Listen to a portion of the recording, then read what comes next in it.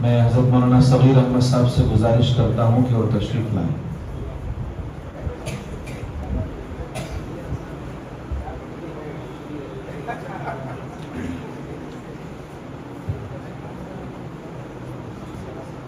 حضرت مولانا عمر فاروق صاحب قاسمی دامت برکاتہم سے گزارش ہے کہ حضرت مولانا صغیر احمد صاحب ندوی دامت برکاتہم کا لوح سپاس پیش کرنے کے لیے تشریف لائیں اور پیش فرمائیں۔ السلام علیکم ورحمۃ اللہ تعالی وبرکاتہ۔ حضرت مولانا صغیر احمد شریف صاحب ندوی قاسمی دامت برکاتہم کی خدمت میں سپاس نامہ پڑھنے کی مجھ جیسے ادنا شاگرد خادم کی اللہ نے توفیق دی ہے اور میرے ساتھیوں نے مجھے موقع دیا ہے، اس پر میں تمام کا شکر گزار ہوں۔ میں تمام حاضرین دوستوں کی توجہ چاہتا ہوں، اس لیے کہ میں جس کا سپاس نامہ پڑھنے جا رہا ہوں میں سمجھتا ہوں کہ جتنے حاضرین ہیں جو آنے والے ہیں تمام کے دلوں میں حضرت کی بہت محبت ہے، بے پناہ محبت ہے۔ اسی شوق و ذوق کے ساتھ میں پڑھنے کی کوشش کروں گا، آپ بھی اس کو سماعت فرمائیں۔ حضرت الاستاذ استاذ الاساتذہ حضرت مولانا صغیر احمد شریف صاحب دامت برکاتہم العالیہ بن جناب محمد شریف صاحب طالب بنگوری رحمہ اللہ، آپ نے ابتدائی عصری تعلیم 5ویں جماعت تک حاصل کرنے کے ساتھ مسجد کے مکتب میں ناظرہ قرآن پاک مکمل کیا، پھر حفظ کلام اللہ کی تکمیل مدرسہ رفیق العلوم آمبور میں فرمائی۔ بعد ازاں شعبہ عالمیت کی تعلیم از ابتدا تا جماعت سوم دارالعلوم شاہ ولی اللہ ٹانی روڈ بنگلور میں حاصل کی۔ اس کے بعد ندوۃ العلماء لکھنؤ نیز ام المدارس دارالعلوم دیوبند جیسے مرکزی اداروں سے سند فراغت پائی۔ اس طرح آپ کو 2 عظیم اداروں سے کسب فیض کا شرف نصیب ہوا۔ درس نظامی سے فراغت کے بعد اگلے ہی سال جامعہ حاضہ میں آپ کی تقرری ہوئی۔ آپ بڑے ہی لائق و فائق، موقر، معتمد، محنتی، مشفق و مہرباں ہیں۔ آپ کی پہچان جامعہ کے درجہ علیہ کے نمایاں استاذ کے طور پر رہی ہے۔ جامعہ میں آپ نے درس نظامی کی اکثر ہی کتابوں کا درس دیا ہے۔ ابتدائی جماعتوں سے لے کر منتہی جماعتوں کے طلباء نے برسہ برس تک آپ سے کسب فیض کیا ہے۔ جامعہ کی تدریسی ذمہ داریوں سے سبکدوشی سے قبل آپ سے بخاری شریف از کتاب البیوع تا جلد اول ختم، ترمذی شریف جلد ثانی، جلالین شریف ہدایہ ثالث جیسی عظیم کتابیں متعلق رہی۔ آپ کا درس طلباء میں بڑا مقبول و معروف رہا ہے۔ مباحث کو کھول کر پلا دینے والی بات آپ کے انداز درس پر بالکل صادق آتی ہے۔ درسگاہی میں اکثر و بیشتر سارے مباحث طلباء کے خوب ذہن نشین ہو جایا کرتے ہیں، جس کی وجہ سے طلباء آپ کے درس سے بے حد مطمئن و خوش رہتے ہیں۔ ندوۃ العلماء کے ماحول سے آپ کے اندر عربی زبان سے جو شدید قلبی لگاؤ پیدا ہوا، آپ چاہتے ہیں کہ آپ کے طلباء میں بھی وہی محبت اور وابستگی عربی کے تئیں پیدا ہو جائے۔ اس حوالے سے بھی آپ کی خدمات نمایاں ہیں۔ الغرض آپ کا جامعہ میں قریب 30 سالہ تدریسی دور خود آپ کی اور جامعہ کی تاریخ کا درخشاں باب ہے۔ آپ جامعہ کی ہر طرح کی ترقی کے لیے فکر مند رہتے ہیں، تعلیمی و انتظامی امور میں نہایت مخلصانہ آرا پیش فرماتے ہیں۔ یہ بات جامعہ کے حق میں بڑی خوش آئین ہے کہ آپ اس کے رکن شورا بھی منتخب ہوئے ہیں، جس کی بدولت انشاءاللہ جامعہ آپ کی صلاحیتوں سے تادیر مستفیض ہوتا رہے گا۔ جاننے والوں سے یہ بات مخفی نہیں کہ گزشتہ چند سالوں سے بقضائے الہی و مشیت ازدئی جامعہ اور اہل جامعہ بالخصوص حضرت بانی جامعہ کو اپنی تاریخ کے انتہائی دشوار گزار حالات کا سامنا کرنا پڑا۔ ان حالات میں ہمارے استاذ محترم ممدوح مکرم حضرت مولانا صغیر احمد شریف صاحب کی انتہائی مخلصانہ کوششوں اور ہر وقت ان مسائل کے لیے فکر مندیوں نے نہ صرف حضرت محتمم صاحب بلکہ سبھی اساتذہ و خدام کی نگاہ میں آپ کے قدر و منزلت کو دو چند اور آپ کی عظمت کو دوبالا کر دیا ہے۔ یہ آپ کی ایسی خاموش مگر عظیم خدمات ہیں جو اہل جامعہ کے دلوں میں اپنی انتہائی بے لوثی اور حد درجے للہیت کی بنا پر ہمیشہ زندہ رہیں گی انشاءاللہ۔ اسی کا اثر تھا کہ ایک موقع پر حضرت اقدس بانی جامعہ نے آپ کے تعلق سے فرمایا، آپ نام کے صغیر ہیں لیکن میرے حق میں کبیر ہیں۔ میں دوبارہ آپ کے سامنے پڑھ کر سناتا ہوں۔ حضرت اقدس دامت برکاتہ نے ایک دفعہ آپ کے حق میں فرمایا کہ آپ نام کے صغیر ہیں لیکن میرے حق میں کبیر ہے۔ ہم ابنائے جامعہ آج کے اس عظیم الشان اجلاس میں انتہائی مسرت کے ساتھ آپ کی خدمت میں ہدیہ سپاس پیش کرتے ہوئے بارگاہ رب العزت میں دعا گو ہیں کہ آپ کو صحت و سلامتی کے ساتھ تادیر دینی و علمی خدمات کے لیے قبول فرمائے، آپ کے فیض کو عام و تام فرمائے، آمین یا رب العالمین۔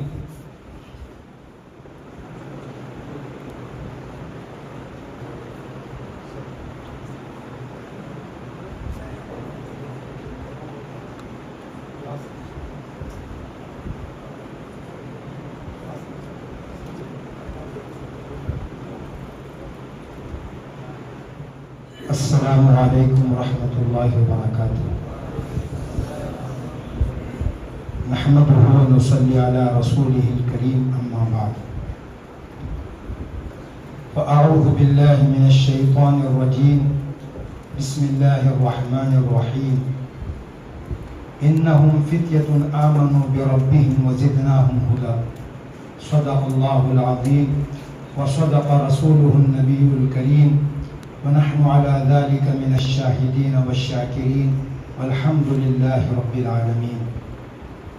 میں سب سے پہلے اللہ تبارک و تعالیٰ کا شکر بجا لاتا ہوں کہ اللہ تبارک و تعالیٰ نے اس مبارک مجلس میں جو علماء، حفاظ اور مفتیان اکرام اور اہل علم اور اہل دین کی مجلس ہے، اس مجلس میں حاضر ہونے کا اللہ تبارک و تعالیٰ نے مجھے موقع عنایت فرمایا اور اس کی توفیق بخشی۔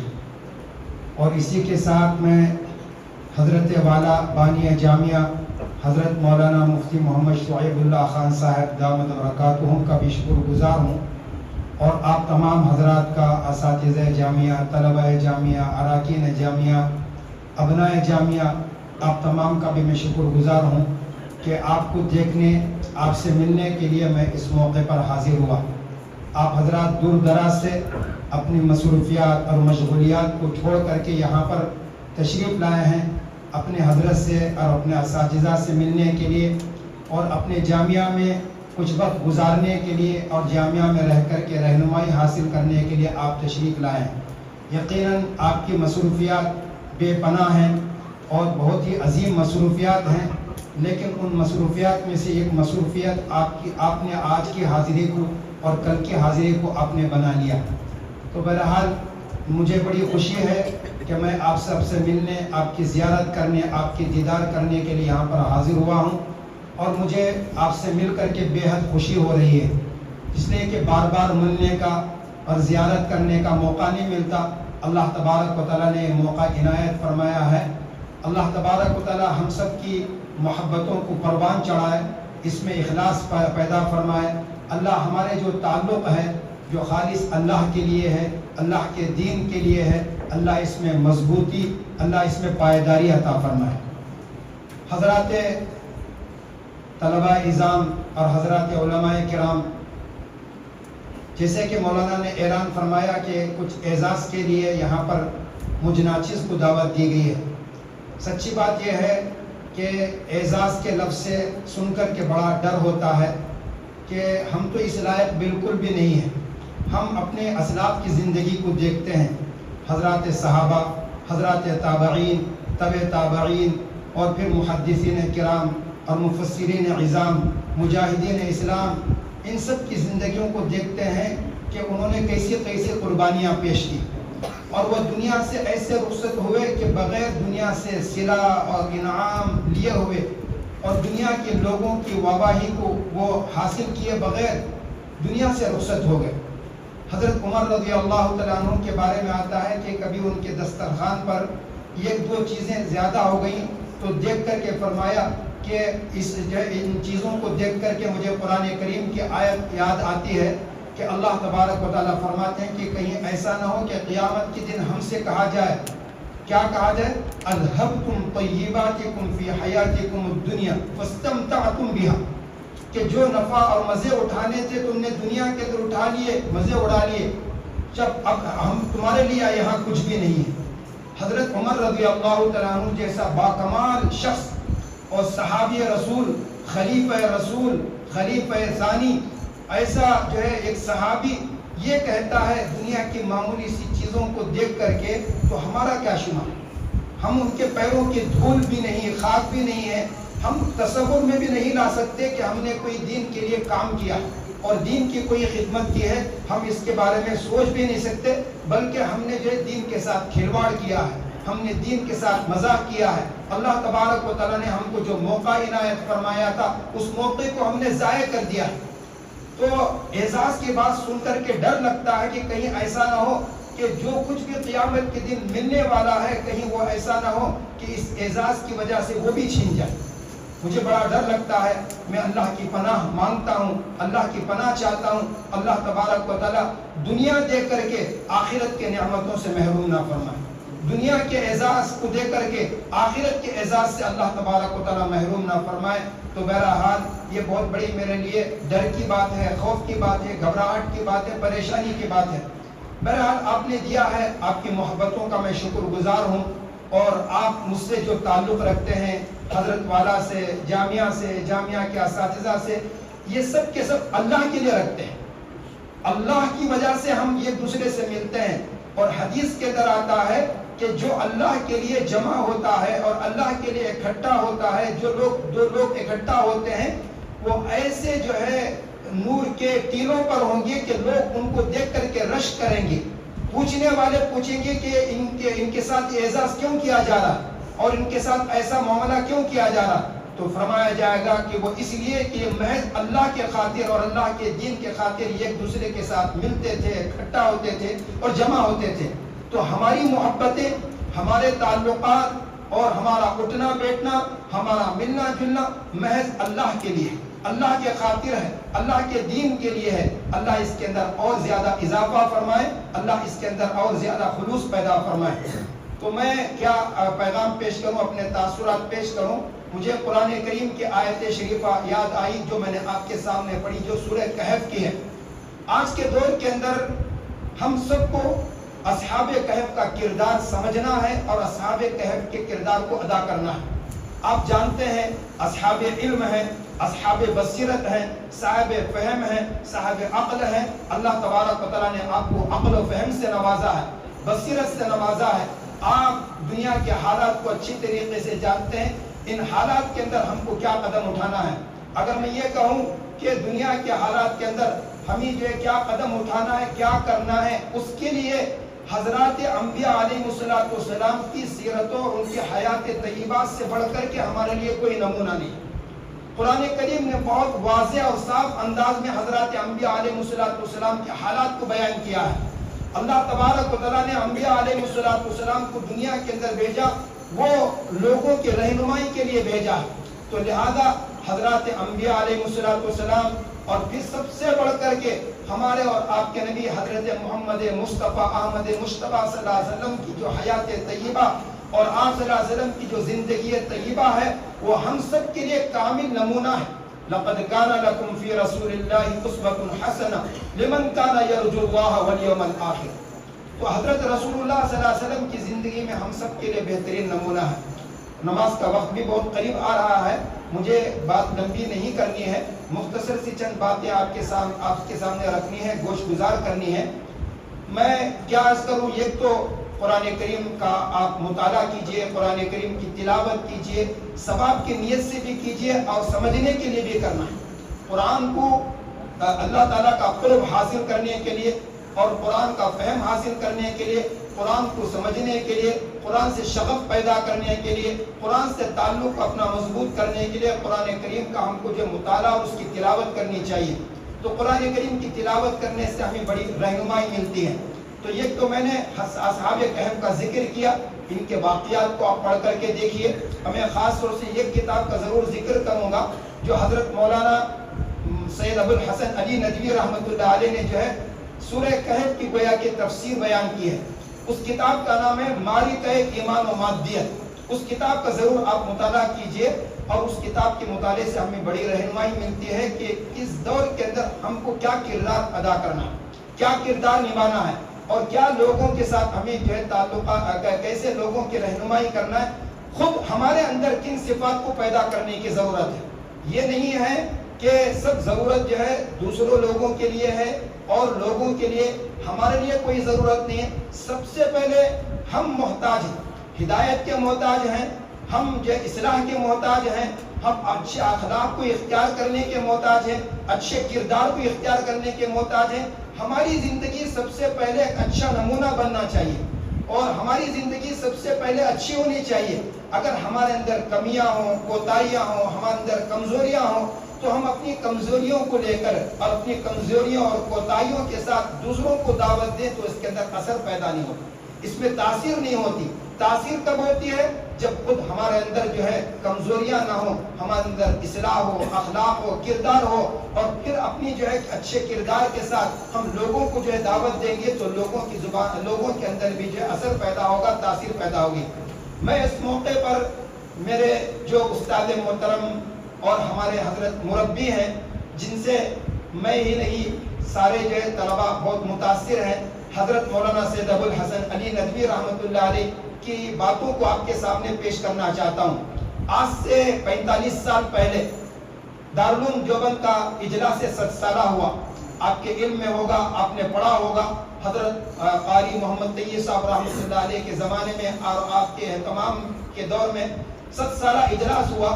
اس موقع پر حضرت مولانا سید ابو الحسن علی ندوی رحمۃ اللہ علیہ کو جو ہے دعوت دی گئی کہ عرب کے بہت سارے علماء اور بڑے بڑے جو ہے آیان تشریف فرما تھے، ان کو عربی میں خطاب کرنے کے لیے، عربی میں بیان کرنے کے لیے حضرت کو خطاب جو ہے دعوت دی گئی.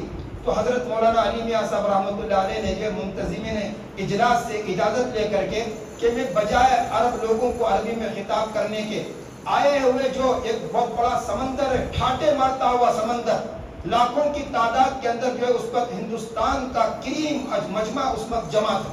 جیسے آج جو ہے پورے کرناٹک سے اور اسی طرح آندھرا پردیش، کچھ تمل ناڈو اور کچھ اور صوبوں سے، بہار سے، یو پی سے، مختلف ریاستوں سے، صوبوں سے یہاں پر جو ہے آپ حضرات تشریف لائے ہوئے ہیں.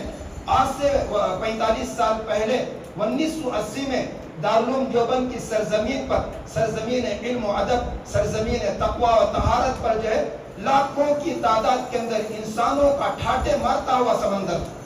اس پر حضرت نے محسوس کیا کہ اس مجمع کو جو ایک پیغام دینا چاہیے. اگر اس مجمع کو پیغام نہیں دیا گیا تو یہ مجمع جو کچھ پیغام لیے بغیر یہاں سے وہ چلا جائے گا. تو حضرت مولانا کے دل کے اندر اللہ تبارک و تعالیٰ نے کچھ باتوں کا القاء کیا، کچھ باتیں ڈالی جو انہوں نے مجمع کے سامنے پیش فرمائی. تو حضرت نے 4 باتیں بتائی اور 4 باتیں بتا کر کے کہا کہ یہ بنیادی عناصر ہیں دیوبندیت کے، اور یہ عناصر کامل ہیں تو دیوبندیت کامل ہے. اگر یہ ان عناصر میں سے کوئی ایک عنصر کی بھی کمی ہوگی تو دیوبندیت کی کمی ہوگی. وہ 4 عناصر کیا ہیں وہ عرض کرنے سے پہلے عرض کروں گا کہ وہ 4 عناصر دیوبندیت کے عناصر نہیں ہیں بلکہ وہ ہر عالم کے عناصر ہیں، ہر صاحب علم کے عناصر ہیں، ہر طالب علم کے وہ عناصر ہیں.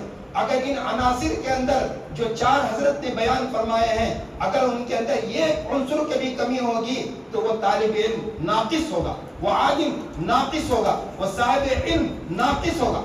وہ 4 عناصر کیا ہیں؟ حضرت مولانا سید ابو الحسن علی ندوی رحمۃ اللہ علیہ نے فرمایا کہ اختلاف، پہلا جو عنصر کیا ہے؟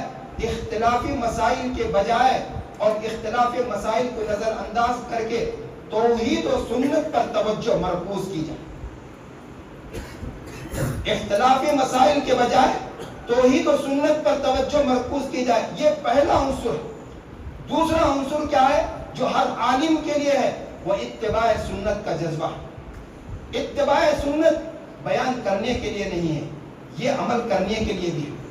عمل سے ہی جو ہے عالم بنتا ہے، عمل نہ ہو تو صرف اس کے پاس علم ہوتا ہے اور علم سے وہ کوڑا کہلاتا ہے۔ سنت کا جذبہ ہونا چاہیے، ہر چیز کے اندر سنت ہونی چاہیے، کھانے کی سنتیں، پینے کی سنتیں، اوڑھنے پہننے کی سنتیں، ملنے جلنے کی سنتیں، اخلاق، یہ سب کی سب ہمارے اندر جو ہے سنتیں جو ہے آپ صلی اللہ علیہ وسلم کی سیرت طیبہ، اس کو اختیار کرنا چاہیے۔ تو سب سے پہلا عنصر توحید و سنت پر توجہ مرکوز ہونی چاہیے، یہ پہلا عنصر ہے عالم کا۔ اور دوسرا عنصر ہے اتباع سنت کا بے پناہ جذبہ اور اس کا فکر ہونا چاہیے۔ تیسری چیز حضرت نے فرمایا تعلق مع اللہ، اللہ سے تعلق۔ اللہ سے تعلق کیسے استوار ہوتا ہے؟ نمازوں کے ذریعے، قرآن کی تلاوت کے ذریعے، ذکر و اذکار کے ذریعے اور شریعت پر عمل کرنے کے ذریعے، یہ اللہ سے تعلق پیدا ہوتا ہے۔ اطاعت، اللہ کی اطاعت بھی ہونی چاہیے اور معاصی سے اجتناب بھی ہونا چاہیے۔ ایک تو اللہ تبارک و تعالیٰ کے حکموں کو پورے طور پر بجا لانا چاہیے۔ اللہ کے حکموں کو بجا لانا نماز کے ذریعے سے، قرآن کی تلاوت کے ذریعے سے، ذکر و اذکار کے ذریعے سے، تقوی و طہارت کے ذریعے سے، اس کے ساتھ ساتھ گناہوں سے اجتناب، آنکھوں کا گناہ، کان کا گناہ، زبان کا گناہ، یہاں تک کہ عام آدمی کے لیے تو بس اتنا کافی ہے، عالم کے لیے دل کے گناہ سے بھی بچنا چاہیے، دل کے اندر بھی کہ کوئی گناہ نہ ہو۔ یہ چیز میں عرض کر دوں گا، آج کے حالات کے لحاظ سے ہم لوگ موبائل کے اندر ایسے لگے رہتے ہیں، میں غلط کاموں کے اندر لگے رہتے ہیں یہ نہیں بولتا، لیکن بسا اوقات ہم موبائل کے اندر جو گروپ ہیں ان میں جو باتیں آتی ہیں، بحثیں آتی ہیں، بیکار کی بحثوں میں الجھ جاتے ہیں، بیکار کی بحثوں میں ضرورت ہی نہیں ہے۔ جیسے کسی نے کہا، اکبر الہ آبادی نے کہا کہ فالتو عقل مجھ میں تھی ہی نہیں، مذہبی بحث میں نے کی ہی نہیں۔ تو ہم فالتو کاموں کے اندر جو الجھ جاتے ہیں، فالتو چیزوں کے اندر ہم الجھ جاتے ہیں، اس سے بحث، اس سے بحث، اور ایسا لگتا ہے کہ ہمارے پاس ٹائم ہی ٹائم، وقت ہی وقت ہے۔ تو موبائل سے ہم اور لوگوں کو روکنے کی کوشش کرتے ہیں، لیکن ایک بہت بڑا طبقہ اہل علم کا اور طلباء کا طبقہ ان بیکار کے کاموں کے اندر لگا رہتا ہے، بیکار کی بحثوں کے اندر لگے رہتے ہیں۔ اس سے ہم کو بچنا چاہیے۔ اس سے جو بچ جائے گا، وقت مطالعے میں لگائیں گے اور پڑھنے میں لگائیں گے، قرآن کی تلاوت میں لگائیں گے، ذکر و اذکار میں لگائیں گے، تو یہ تعلق مع اللہ ہمارے اندر پیدا ہونا چاہیے۔ یہ تیسرا عنصر ہے جو ہر عالم کا ہے۔ چوتھا عنصر کیا ہے؟ اعلاء کلمت اللہ کا جذبہ اور دین کی حمیت اور دین کی غیرت، دینی غیرت، دینی حمیت ہر عالم کا یہ عنصر ہونا چاہیے۔ جیسے حضرت ابوبکر صدیق رضی اللہ تعالیٰ عنہ کے دور میں جو ایک ویسا وقت آیا، ایک ایسا مرحلہ آیا کہ کچھ لوگوں نے زکوٰۃ دینے سے انکار کر دیا، یا یہ تو انہوں نے کیا فرمایا، اگر کوئی جو ہے زکوٰۃ میں جو رسی دی جاتی ہے جانور کی، اس رسی کو دینے سے انکار کرے گا تو اس کے خلاف بھی میں جہاد کروں گا۔ اور ایسے ہی موقع پر آپ نے فرمایا تھا اَيُنْقَصُ الدِّينُ وَأَنَا حَيٌّ، کیا دین میں میرے جیتے جی کوئی کمی آ سکتی ہے؟ یہ جذبہ ہر عالم کا ہونا چاہیے، یہ عنصر ہر عالم کے اندر ہونا چاہیے۔ توحید و سنت پر توجہ مرکوز ہونی چاہیے، سنتوں کا بے پناہ جذبہ ہونا چاہیے اور تعلق مع اللہ ہونا چاہیے، اور اس کے ساتھ ساتھ اعلاء کلمت اللہ کا جذبہ ہونا چاہیے۔ اگر یہ جذبے اور یہ عناصر اور یہ چیزیں ہمارے اندر ہوں گی، حالات کو کی کایا اللہ پلٹ دیں گے۔ اللہ کے ہاتھ میں سب کچھ ہے، مایوس ہونے کی ہمیں ضرورت نہیں۔ ہر میدان میں ہم کو قیادت کرنے کی ضرورت ہے، ہر میدان میں رہنمائی کرنے کی ضرورت ہے۔ اس کے لیے قرآن کا مطالعہ کرنا چاہیے، حضرات انبیاء علیہ السلام کی سیرتوں کا مطالعہ کرنا چاہیے۔ سب سے بڑھ کر کے پیارے نبی حضرت محمد مصطفیٰ احمد مشتبہ صلی اللہ علیہ وسلم کی سیرت طیبہ کا بے پناہ مطالعہ، اس کا ہم کو جو ہے اس کو پڑھنا چاہیے، پڑھنا بھی چاہیے اور اس کے اپنی زندگی کا نمونہ بھی ہمیں بنانا چاہیے۔ یہ چار عناصر ہیں آج کی، سمجھ لیجئے 2 دن جو یہاں پر ہم سب جمع ہیں، ان 2 دنوں کا یہ پیغام ہے۔ یہ 2 دنوں کا پیغام ہے کہ توحید و سنت پر توجہ ہماری مرکوز اور اتباع سنت کا جذبہ، تعلق مع اللہ اور اعلاء کلمت اللہ۔ یہ چار عناصر ہمارے اندر جمع ہوں گے اور ہم اس جذبے کو لے کر کے جائیں گے تو سمجھ لیجئے کہ انشاءاللہ ہماری یہ مجلس سے کامیاب ہو جائے. ہم انشاءاللہ اللہ کے حضور میں حاضر ہو کر کے اللہ کے سامنے کچھ منہ دکھانے کے قابل بن جائیں. اللہ تبارک و تعالی مجھے بھی میرے اندر بھی یہ پیدا فرمائے. میں بھی جب اپنا جائزہ لیتا ہوں دیکھتا ہوں تو کوئی چیز نظر نہیں آتی، کوئی چیز نظر نہیں آتی. اور مجھے فارسی شاعر کا ایک شعر یاد آتا ہے. در کفے جامع شریعت و در کفے سندان عشق، در کفے جامع شریعت و در کفے سندان عشق، ہر ہوسناک ندانت سندان، ہر ہوسناک ندانت جام و سندان باختن، ہر ہوسناک ندانت جام و سندان باختن.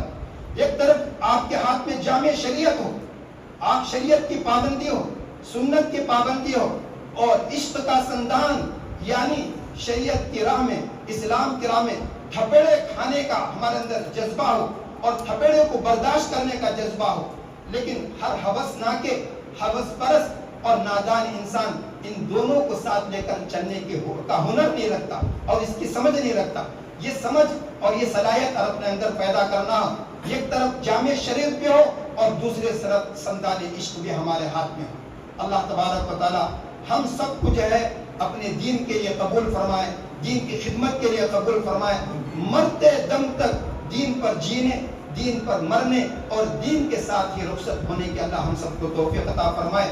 قل ان صلاتي ونسكي ومحياي ومماتي لله رب العالمين واخر دعوانا الحمد لله رب العالمين.